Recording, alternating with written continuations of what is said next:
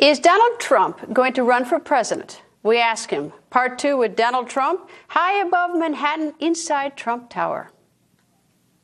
In February of 2009, the Congress and the President signed a stimulus bill with the intention of creating jobs, and the jobs have not come. Is that because that's the wrong method for creating jobs by pouring money in the economy, or is that a reason, or is that a slow reason? Like, why don't we have the jobs that were hoped for when that bill was passed? Well, because a lot of the stimulus was pork. A lot of the stimulus was things that really aren't stimulus.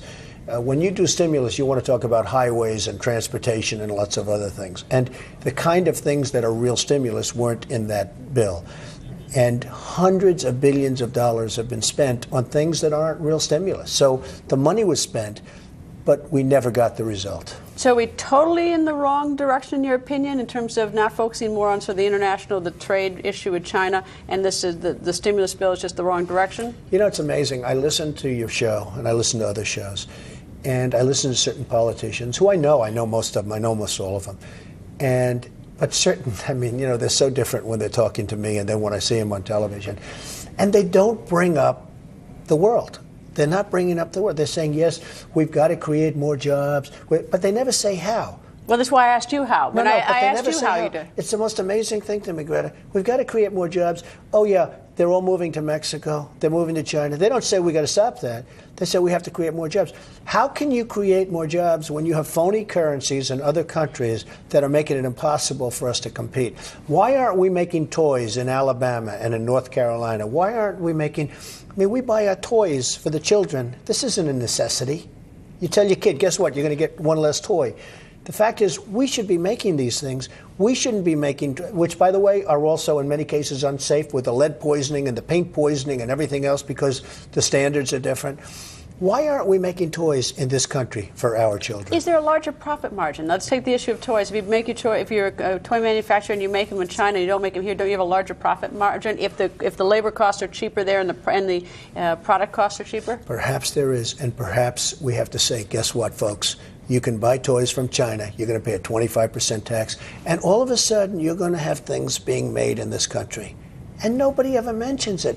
And I went to the Wharton School of Finance. This would be it's such a basic thing.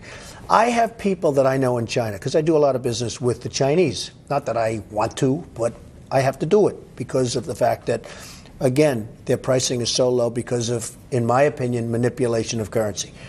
They cannot believe what they're getting away with. They tell me at dinner, Donald, we cannot believe that we're able to get away with this.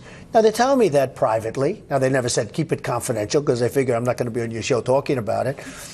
But they tell me they can't believe what they get away with in terms of, they can't believe how stupid our representatives are. Let me put it nicely.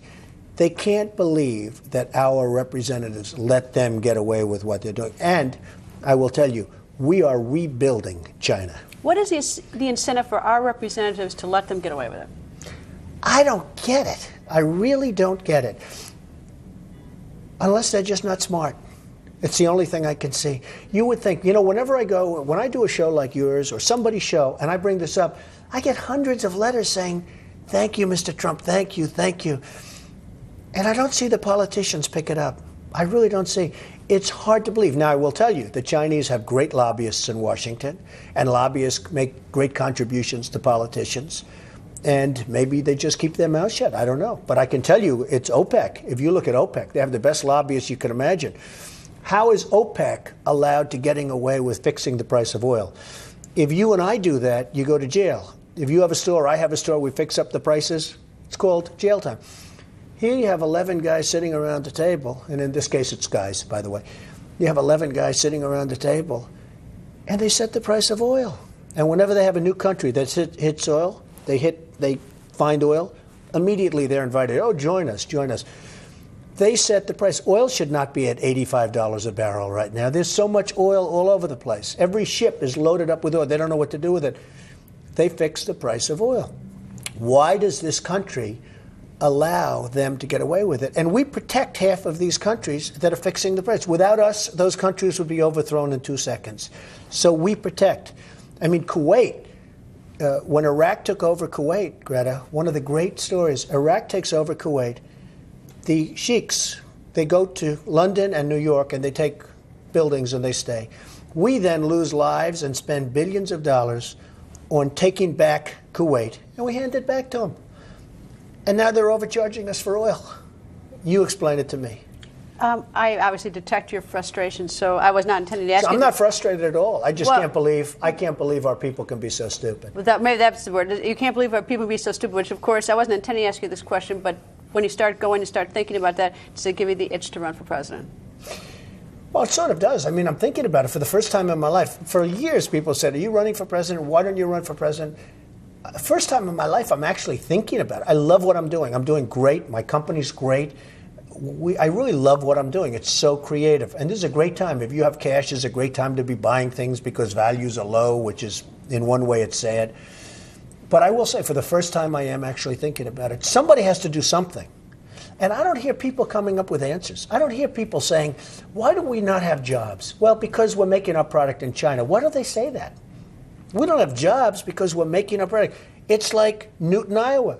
I mean, why don't they have jobs in Newton, Iowa? Because Maytag moved to Mexico.